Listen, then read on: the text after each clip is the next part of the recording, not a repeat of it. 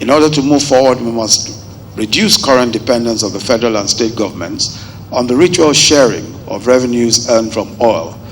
Doing so requires a broader revenue generation effort and diversification of our economic structures in terms of drivers of economic activity and sources of foreign exchange.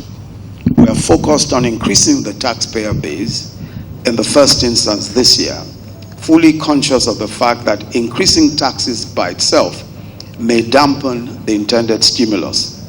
At the federal level, the implementation of the budget will stimulate the economy rather than impose undue austerity. Yes. As part of our short to medium-term planning, we have developed a strategic implementation plan for the 2016 budget. But there's no question at all that we need to be moving towards a a single-digit interest rate. And so the plan is to move towards a single-digit interest rate. 3, minimum capital spending in the budget. We're looking at a minimum of 30% of capital spending. This is the highest in the past almost 12 years. Capital spending has always been in the order of about, in fact, in 2015, capital spending in the budget was under 15%, but actual spend was even less than 15%. But we're now looking at capital spending beginning this year of at least 30%. And most of that capital spend is going on infrastructure projects, namely road, rail, and power. Of course, intensifying the fight against corruption by increasing transparency, accountability, and compliance with law and order. The truth, of course, is that without controlling corruption, there is absolutely no way that our economy or our nation will survive. There are some people who have been suggesting that perhaps we should slow down on corruption, slow down on this fight against corruption, as if government sits down and talks every day about corruption. That's not what happens. We don't hold meetings about corruption. We have decided there's a policy on corruption. We have empowered the appropriate agencies, the EFCC, the ICPC. We have empowered them. We don't control them in any way. They simply go out and do their work based on information that's available to them. And I think they've been doing incredible work lately.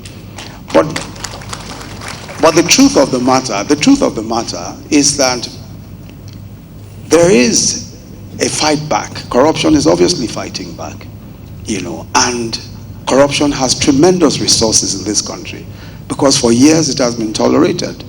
So there are hundreds of Nigerians who have billions in their arsenal who are prepared to do anything to ensure that the fight against corruption does not succeed.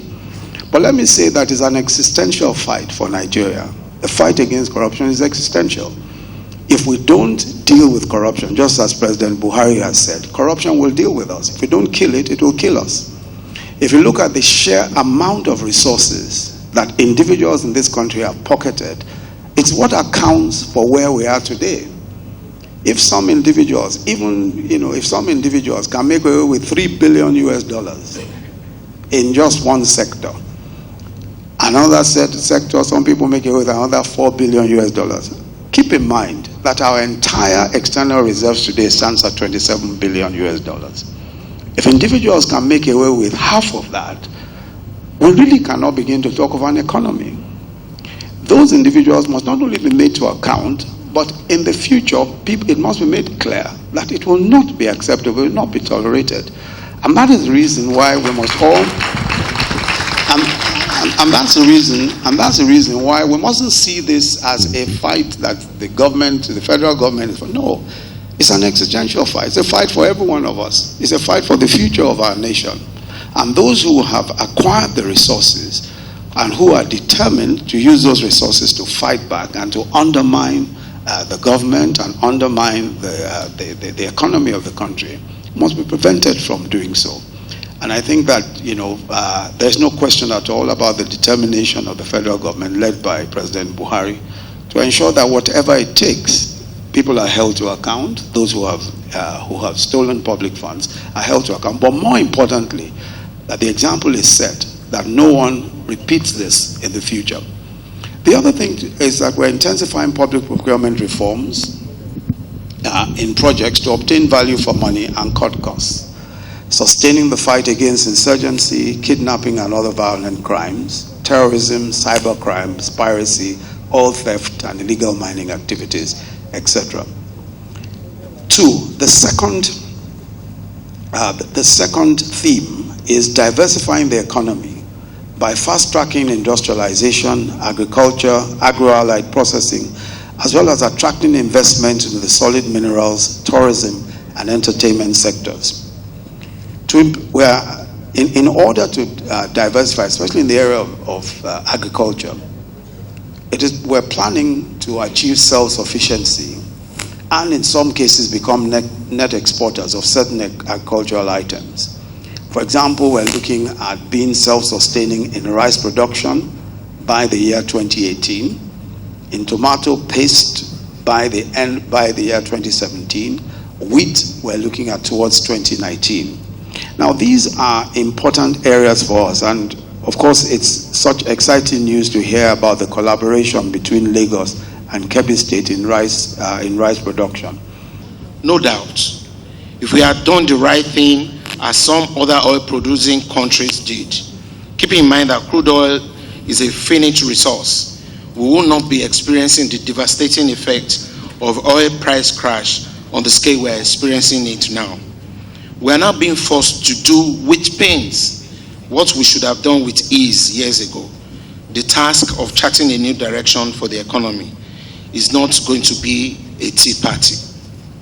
Various policy options must be identified and assessed on the basis of our current situations and needs. Moving our economy forward requires thinking outside the box and doing things differently. Prior to the oil boom, agriculture was the mainstay of Nigeria's economy and actually contributed 65% of the country's GDP, representing close to 70% of total exports. Through farming, Nigeria was able to feed its population while major cash crops were exported to earn foreign exchange. From the cocoa and rubber plantations in the west, the granite pyramids and cotton in the north, to palm oil in the east, each region was identified by its economic areas of comparative advantage, which were collectively harnessed towards ensuring food security and inclusive growth across the country.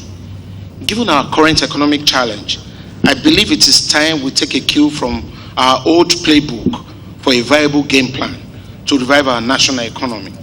States and regions must once again begin to leverage on their respective areas of comparative advantage by establishing partnerships towards interstate or interregional commodity value chain. We must restart interstate and regional cooperation. But the matter before us now is so serious to follow a particular convention, because nations that are faced with serious economic challenges should seek the wisest course of action and not of sentiments. In other words, we must, at this critical time, tell ourselves the hard truth and the bitter truth. I was flipping around my Bible and I saw where my Bible, the Word of God said, where there's no vision, the people perish. So it is not, I checked and I never saw where it said, where there's a fall in oil price, the people perish.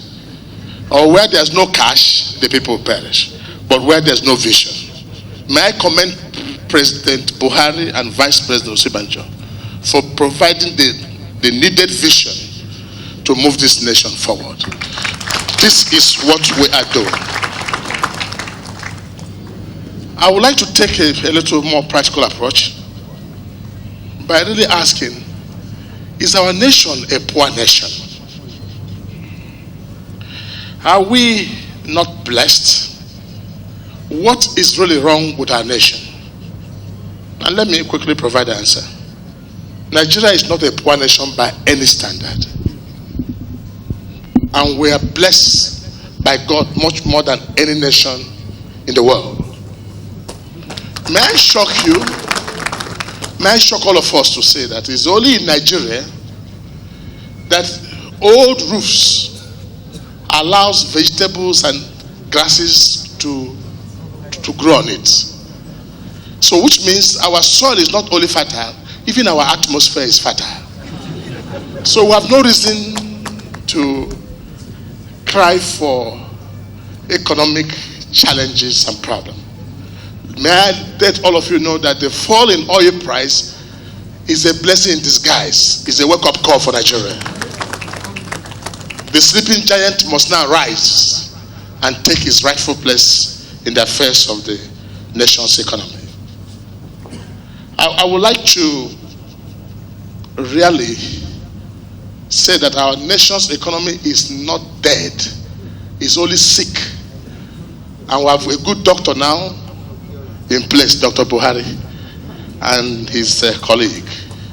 But what is key now is for us to really identify what is the problem with Nigeria's economy. And because if you don't understand the problem of a thing, you can never provide a solution to it.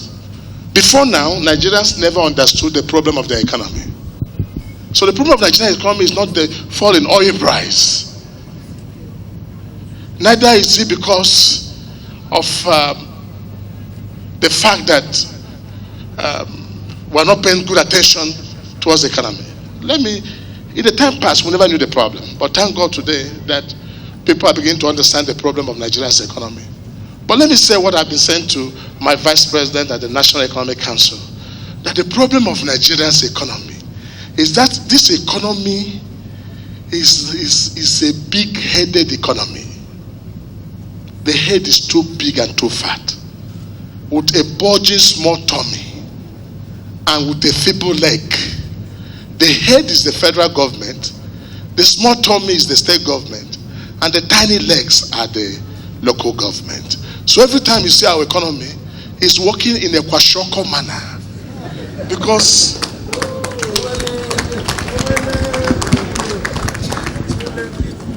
so anytime you see it moving, when there's a breeze blowing of oil price down, you see it wanting to fall. And that has made the governors like me executive cashiers. So every month I wait until they ring the bell of sharing the nation's subvention, and I send my accountant general and commissioner to go and see how much we get. And anytime we get large allocation, the state is smiling. Anytime the allocation is low, then what you hear is solidarity forever. This is the challenge. This is why I want to address the issue. There's need quickly, and I advise, for the federal government to devolve power and decentralize. If you take that part of the head, big of a large head, add it to the stomach and to the waist, it will look like a very beautiful woman. And everybody want to marry your economy, but nobody will marry a woman looking like a kwashoko.